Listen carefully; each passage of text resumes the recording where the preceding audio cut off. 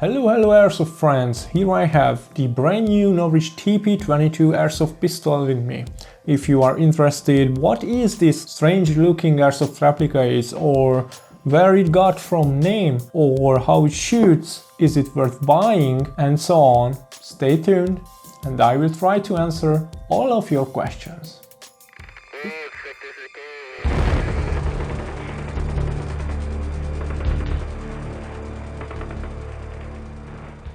Before I say anything about this replica, it's important to emphasize that I got this replica for unboxing and testing only from the Civis Airsoft Játékosok boltja, who are basically the distributor of Novritsch products here in Hungary.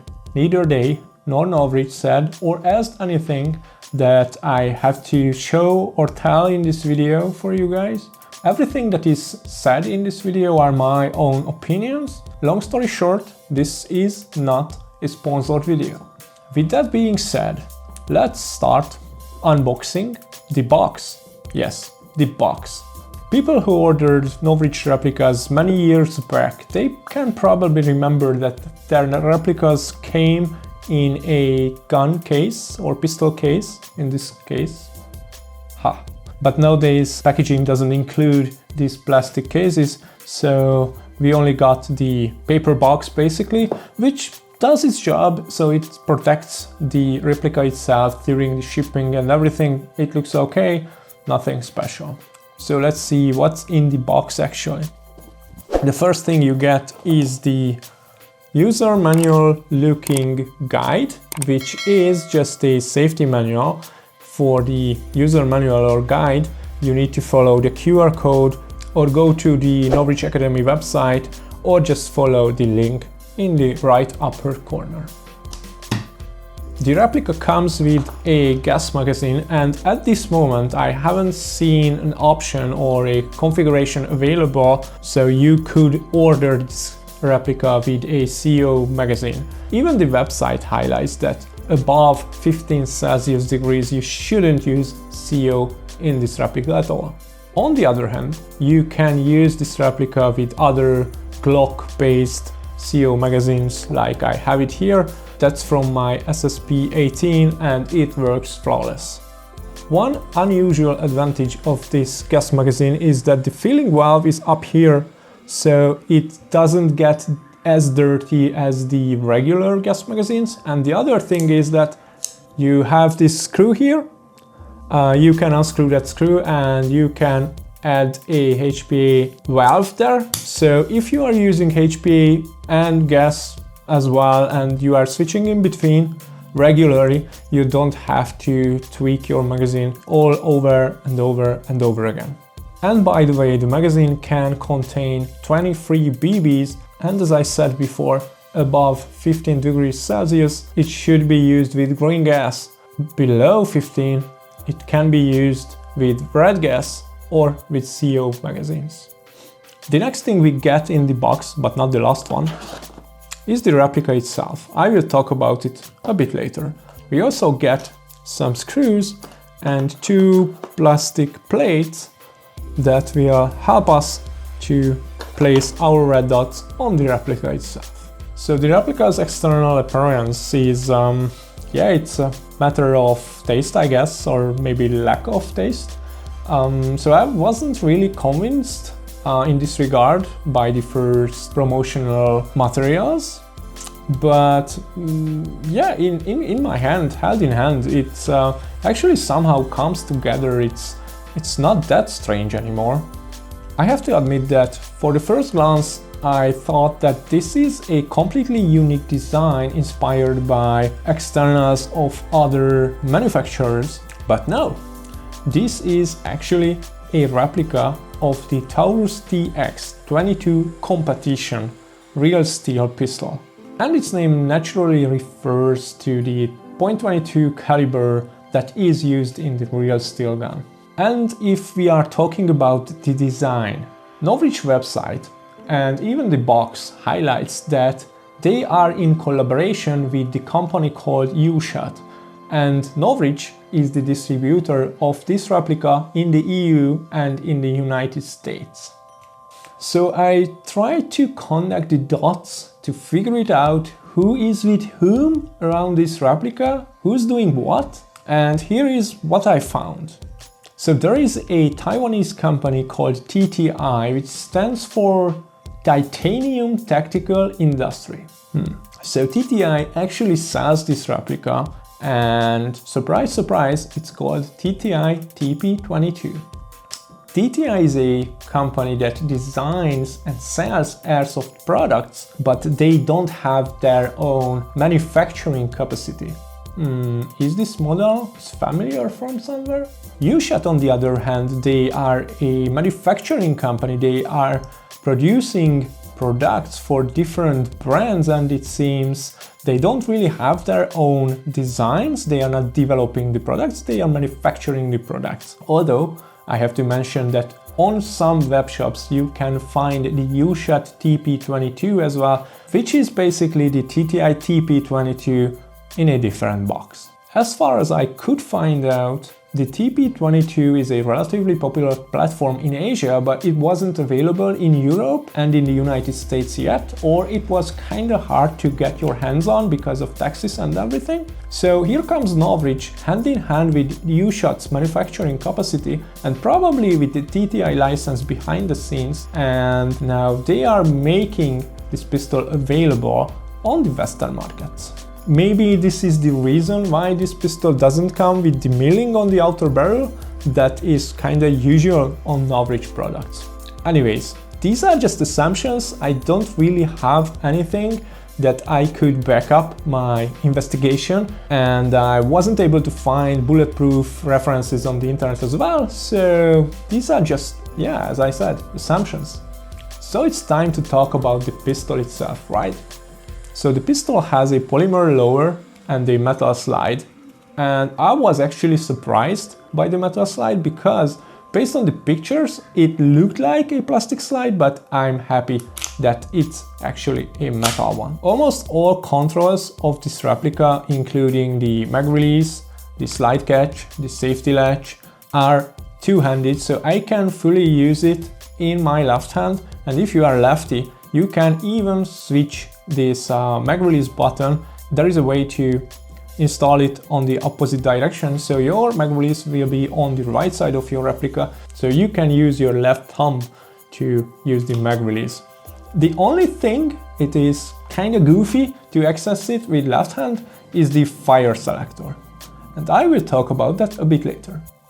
The most interesting thing is, I believe, the tool-free adjustable TDC Hopup, which is a significantly better construction than the single-sided Hopup chambers that are usually used in GBB pistols. The advantage of the TDC Hopup chambers in general that they typically use a screw that will apply pressure on the Hopup lever and that will apply pressure on your Hopup lever from above, centralized, so it will not be one-sided a little bit that happens in regular old-fashioned Hopup chambers in these GBB pistols. The other interesting feature about this pistol is the integrated red dot plate, which is basically built on top of the outer barrel, and with that it's basically one piece with the outer and inner barrel, so it will never move away relative to it. And of course it doesn't move with the slide as well.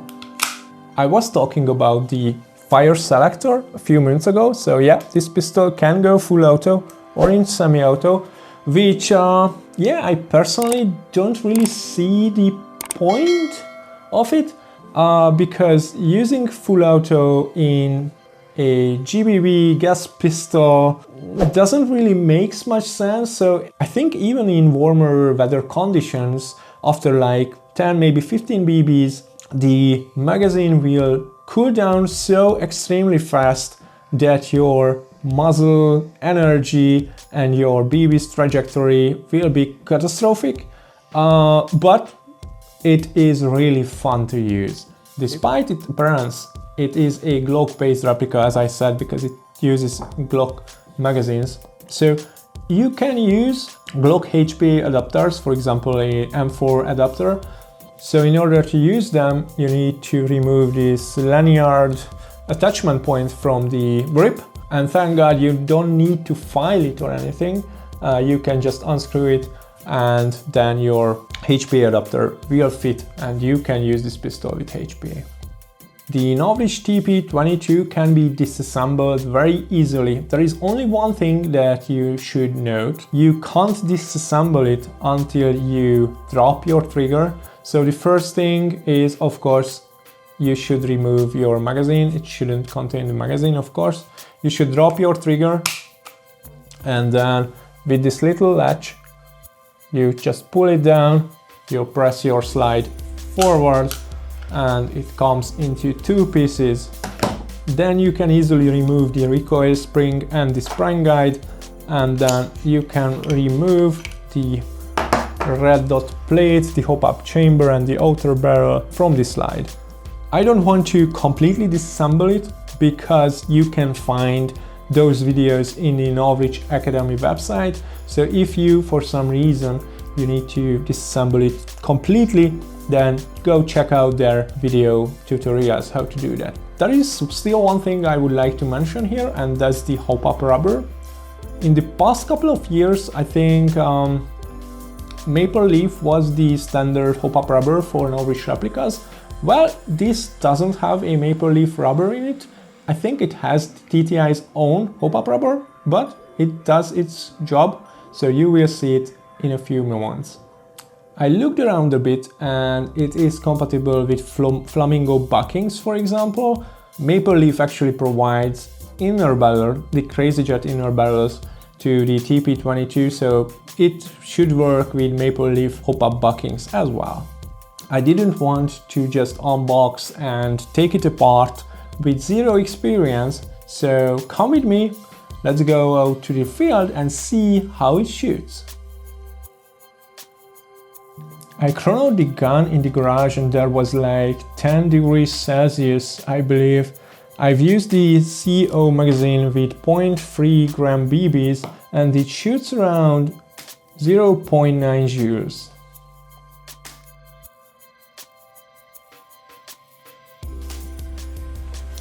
Unfortunately, it was already quite cold, maybe 7 or 8 degrees Celsius at the top. And as no one had red gas available on the field, I tried it out with CO mags. The replica has a great feel, the recoil is direct, its cycle is fast, so it is really fun to shoot with it. Probably with red gas or in warmer weather conditions with green gas, it would be just as great with the gas magazine. The concern I have is the trigger's range of motion.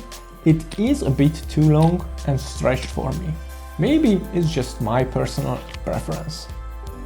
I shot at the tree from a distance of like 35-40 meters, and as you can see, the trajectory of the BBs is quite consistent. It's pretty decent from a just out of the box replica.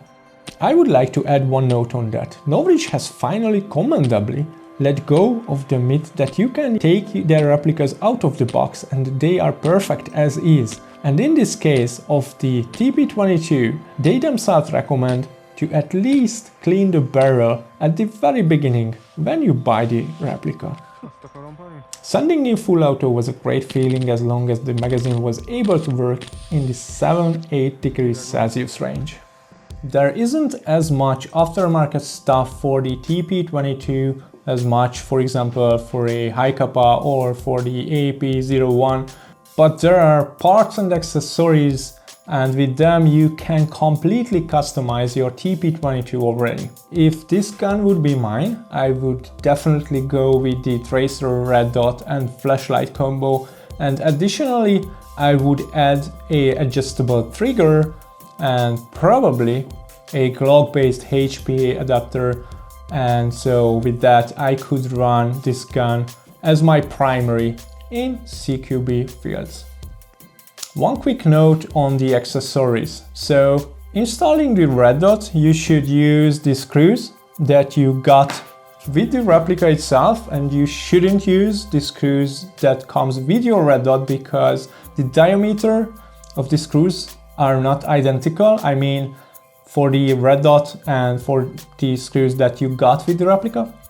And the other thing is the thread protector you got with this replica. This is a plastic piece actually, but it's so tight. I needed a tool like this to actually remove it. So yeah, it is super tight. So let me briefly summarize my short experiences with this gun. Quite frankly, when I saw this replica for the first time on pictures and in videos, I somehow didn't feel that I need it. It didn't appeal to me anyway. But surprise, surprise, no matter how strange it looks, it is actually a really ergonomic and easy to use pistol. I don't have big hands and I can access all the controls of this pistol without issues. I don't need to stretch for the slide catch or anything. It's really comfortable. The best thing for me is definitely the tool-free adjustable TDC Hopup, which is, in theory, can be adjusted even with gloves on. Yes, it is possible, but I would like to highlight that adjusting the Hopup needs some kind of precision, so I would just take my gloves off. The other great thing is the red dot plate, I believe. So if you are planning to use your pistol with an optics on it, this is a great option because the plate and the red dot will not travel with the slide back and forth. It is mounted on top of the outer barrel, so it will never move away. It's just great. However, during the short time we spent together during the testing, I wasn't able to get used to the long travel of the trigger. It just doesn't suit to the characteristics of this pistol because it is snappy, it is fast, cycles fast, and it's just way too long for me. That's probably my personal preference. Good news, they sell an adjustable speed trigger to the TP22. I just don't understand why it's not installed to it by default. It would be just much better.